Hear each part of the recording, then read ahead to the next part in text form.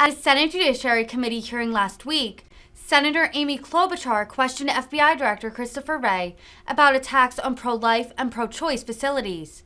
Director Wray condemned attacks on both facilities and said, quote, "I feel like every day I'm getting briefed on somebody throwing a Molotov cocktail at someone for some issue.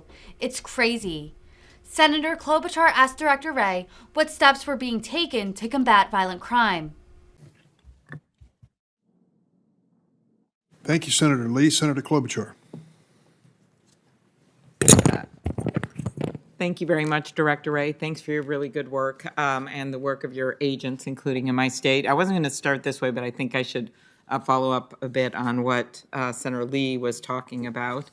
That is that last month, Senator Durbin held a hearing, and Dr. Colleen McNicholas gave powerful testimony to the committee about how her fellow doctors and clinic workers have been killed for helping women get the care they need.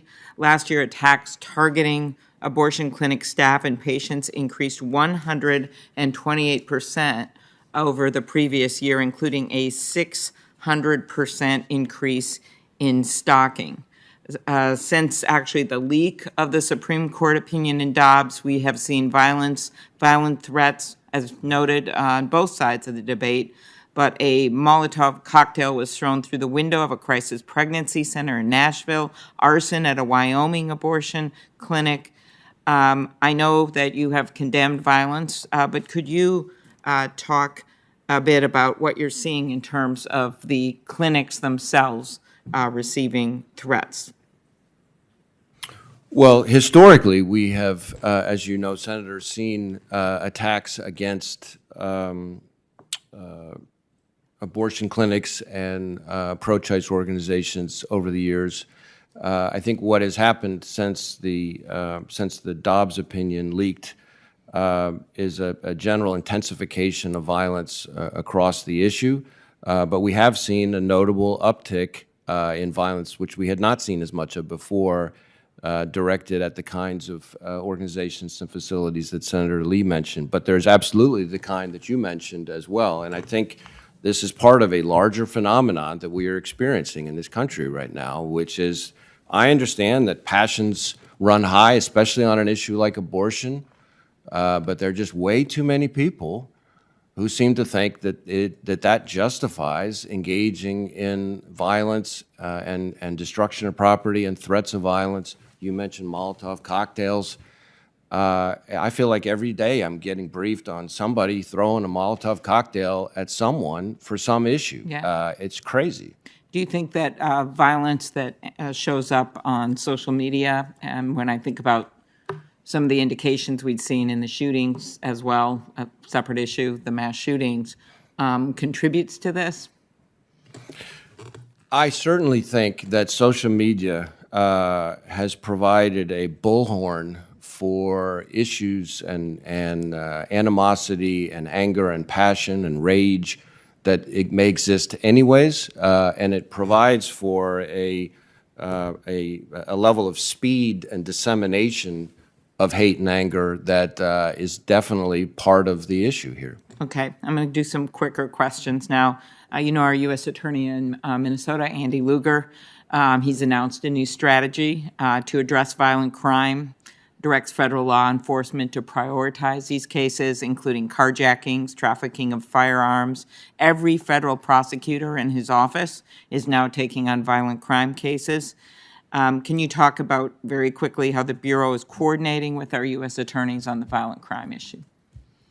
So as I mentioned in my opening statement, violent crime, I think, is the number one issue I hear about from our law enforcement partners and, frankly, from the U.S. attorneys, including your U.S. attorney. We are trying to go at it through a whole bunch of mechanisms. Our task forces, which I mentioned, is the biggest vehicle. We also have created a violent crime rapid deployment team, which we have surged to individual hotspots to surge and bring additional sustained impact. We have local task forces that are formed to deal specifically with carjackings, which seem to be on the rise again in a lot of cities. But we're also doing some things that I think other people wouldn't necessarily think of as much. You know, our task forces south of the border, are also engaged in trying to prevent the violence from coming across. Our NICS denials, the rate that's already been talked about here, those are preventing guns from getting in the hands, using the laws on the books of prohibited persons, felons, people who should not be under anybody's definition with their hands on it. So there's a number of things like that that we're doing. Good. You and I talked last time, or maybe it was time before, about the report that came out of the Rules Committee on January 6th in terms of recommendations that Senator Blunt and Portman and Peters and I did. Could you talk about the actions FBI has taken to coordinate better with the Capitol Police, with intelligence? So certainly we took to heart the recommendations coming out of your committee. We have tried to go at that a couple different ways, building in greater redundancies in the way in which we communicate the information, including the instructions to make sure that information, for example, like the much discussed Norfolk SIR, that gets to the right people at the right levels within the organizations. This is one of the lessons, in a way, that we learned from 9/11, frankly, is also applicable here, which is this is a place where redundancy is actually a good thing, because it's belt and suspenders. It's a way to make sure the information gets to somebody who will potentially action it in a responsible way. Thank you. The Justice Department sent a letter of support for the bipartisan tech competition bill that Senator Grassley and I introduced. It's called the American Innovation and Choice Online Act, which would stop dominant digital platforms from engaging in self-preferencing that thwarts competition. And in fact, the bill came out of this committee 16-6. The big tech companies, now Bloomberg reported yesterday, have now spent over $120 million against this bill. It's actually more money. That's just the ads they have identified. And the reason I'm asking you this, Director Wray, is that one of the things they're putting up on these ads is that the bill would hurt national security, which multiple national security experts have debunked, including within the administration. Last week, the Assistant Attorney General of the National Security Division confirmed that the Justice Department's letter in support of the bill reflects the National Security Division's input. Can you confirm that the Department of Justice's letter of support reflects the FBI's input as well? Yes, Senator. Okay, very good. Thank you.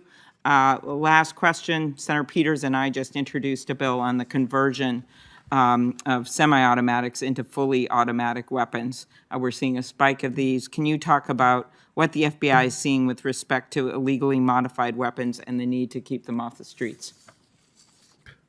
Well, I certainly haven't seen the legislation itself, but the issue more generally, certainly we are seeing, and I think I mentioned just one example, in my opening statement, an alarming number of situations in which weapons are modified to make them fully automatic, and it's almost invariably happening in the hands of somebody who is a dangerous criminal to begin with, and it's now just even more dangerous. Okay, thank you. And Mr. Chairman, you held yesterday a really important hearing on threats on election workers. I hope one of my colleagues asked about that, but otherwise I'll put the question in writing. Thank you. Thanks, Senator Klobuchar.